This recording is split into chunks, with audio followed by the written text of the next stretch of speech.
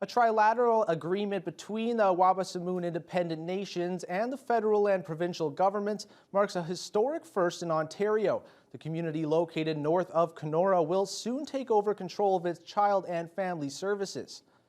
The Wabaseemoon Customary Care Code has been in development since 2011 and outlines the roles and responsibilities to coordinate care for those in the system. It also provides the mechanism for upper levels of government to provide funding for programs. The agreement was signed Thursday by Chief Waylon Scott, Federal Indigenous Services Minister Patty Hajdu, and Ontario Indigenous Affairs Minister Greg Rickford. Chief Scott says while his community is the first in the province, many others in the region are getting closer to agreements of their own, and this is the way of the future for Indigenous care.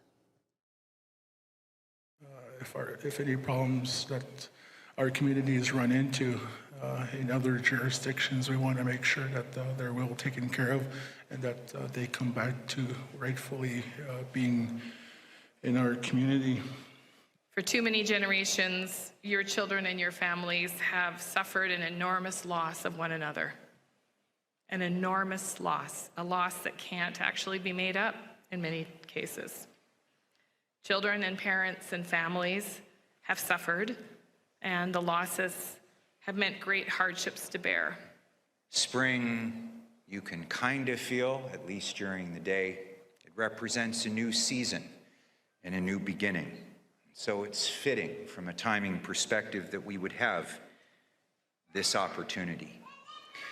Because today the nation of Wabaseemoon have charted their own path forward. It's a new season. It is a season of healing.